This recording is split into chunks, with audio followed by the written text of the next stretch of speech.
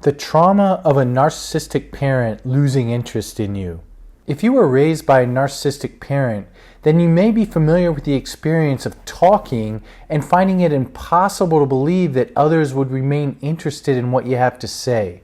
A narcissistic parent who operates in a more aloof or self-absorbed way can lose genuine interest in their children's lives when they don't experience a boost in it for themselves. And the experience for the child in this situation can be agonizing.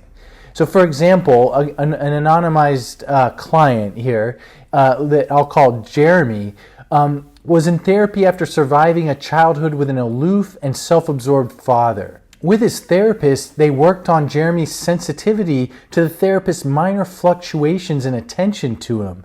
If the therapist looked away, Jeremy might find himself feeling very far away from the therapist, almost in a sort of dissociative protective shell from the kind of loss of interest he so much anticipated. His therapist helped Jeremy identify that it was these subtle interruptions in their connection that seemed to result in feeling very far away for Jeremy.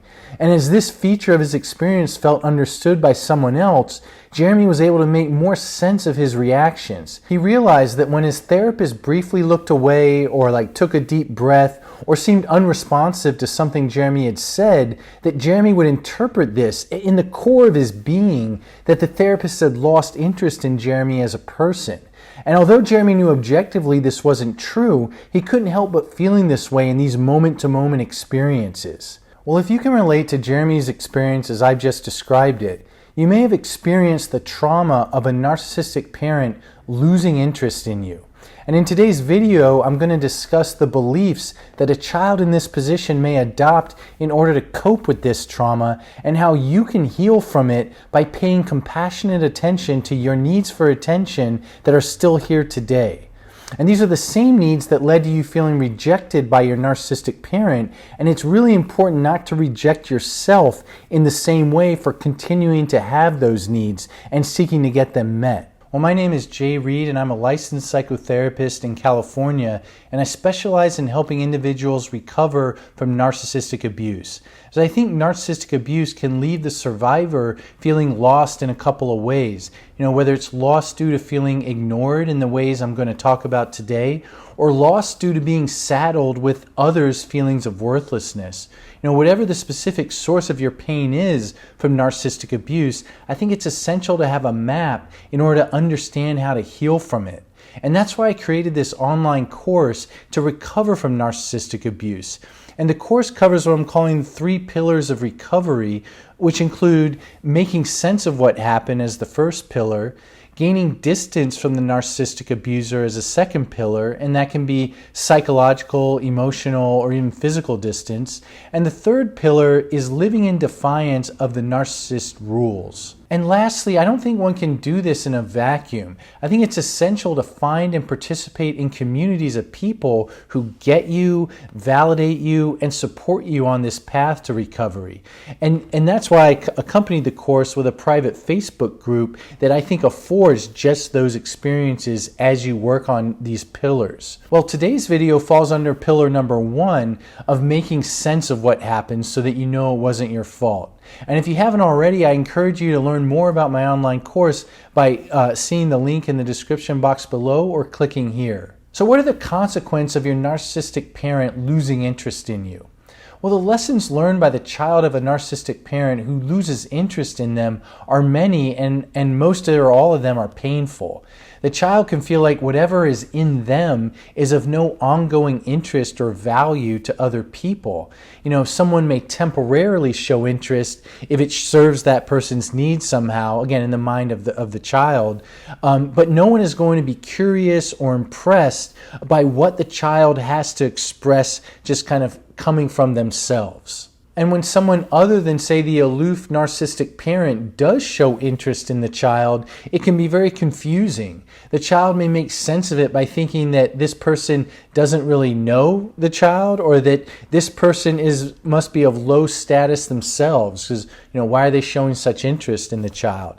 And another way of making sense of such positive receptions by others is to assume that they're time limited. that something's going to happen or be revealed about the child that'll exhaust this person's interest and that person's attention, and the child will return to the sort of baseline of feeling ignored. In short, the child in this position has to cope with the feeling that they don't really matter to the person that they want to and should matter the most, and that is, to their own parent. Well, here's some beliefs that children adopt in order to survive feeling like they don't matter to the narcissistic parent. The first belief is, if I show interest in everyone else all the time, then I can feel like I matter to them. Well, in the absence of the narcissistic parent paying attention to the child on that child's own terms, the child must find a way to feel like they matter to that parent. And finding a way to endure the pain of the parent's lack of interest and showing immense interest in the parent is one way to do this. So the child reverses the script and tells themselves to pay more attention to the narcissistic parent, who's also ignoring them, than that parent is willing to pay towards the child. And if the narcissistic parent is gratified by this display of the child's interest in them, then the child might derive a sense of mattering to the parent. And of course, the child knows that they matter for reasons that don't have a lot to do with who the child is as the unique person they are. They only matter for the function they're able to serve for the parent. But that's far better than not mattering at all or feeling like they don't matter at all. The second belief is, if I expect others to be interested in me, then I will be disappointed. Well, if the child is stuck with a narcissistic parent who loses interest in the child, then all the child has to control in order to manage the pain of this situation is themselves. The child can adjust their perceptions or expectations in ways that might limit the impact of this trauma. And this belief qualifies as that type of adjustment. The child learns to adjust their expectations of others so as not to be disappointed. And by telling themselves not to expect others to take an interest in them, they're spared the pain of the narcissistic parent's utter indifference to them when they do have this expectation. Unfortunately, this type of belief can get in the way later of healing from this form of trauma because it interferes with the child learning that others, other than the narcissistic parent, genuinely can and do find the child interesting. And the third belief is fairly self-explanatory and straightforward, but it's just the belief that I am uninteresting. And this belief is simple yet brutal to live with. If the child had to idealize the narcissistic parent who showed no interest in the child, then this belief may help the child endure that. Believing this allows the child to keep seeing the narcissistic parent as being of higher status and doing nothing wrong by ignoring the child in this way. So the narcissistic parent who falls asleep on the couch while his 5-year-old is trying to talk to him is not falling short of his parental duties, so the child concludes. No, the parent is just reacting to the child as that child actually is, uninteresting. And in all of these beliefs, the child has to turn against his natural entitlement for a parent to show continued interest in who the child is. Because it's those needs that land the child in the painful feelings of shame that result when the narcissistic parent shows disinterest or a profound lack of interest in what's going on in the child's inner world.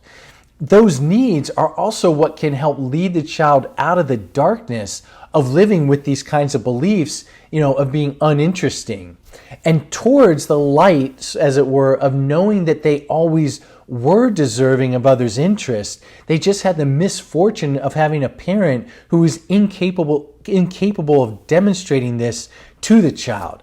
And through no fault of the child's own was the parent unable to demonstrate this to them. How to heal with the 3 pillars of recovery. I think you can apply the 3 pillars of recovery to heal from this form of trauma. First is to understand that your narcissistic parent's lack of interest in you was not your fault. And here's where understanding the dynamics of narcissistic personality disorder can really come in handy. You'll engage your adult mind or self to understand the limitations of the parent you had and offer the younger part of yourself understanding that there was nothing you could have nor should have done to generate more interest from that parent. The problem lay within them, not you. And one resource for gaining this understanding is my free ebook on surviving narcissistic abuse as the scapegoat. And you can find the link to the ebook in the description box below or by clicking here. Second is putting psychological and emotional, if not physical, distance between you and the narcissistic parent or people who treat you like this parent did. By buffering yourself from feeling this continued aggravation of feeling ignored or uninteresting, you're relocating the problem of feeling uninteresting from yourself to the specific people who fail to find you interesting. That relocation is essential in order to heal. All the while, it will be important to engage with others who naturally take an interest in you and your life and practice accepting and making use of their interest in you. And the third pillar is to defy the narcissist rules for living by acting in ways that show you deserve others' interest in you.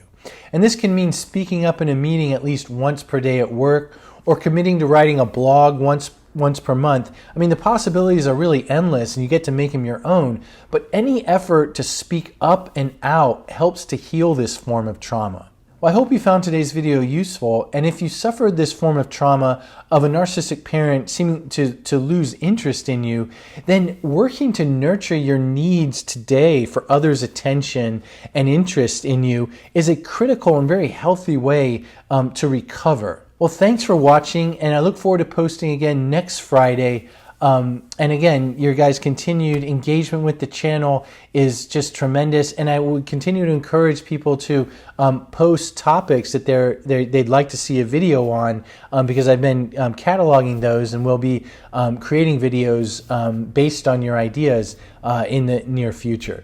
So again, take care, and I will see you next week.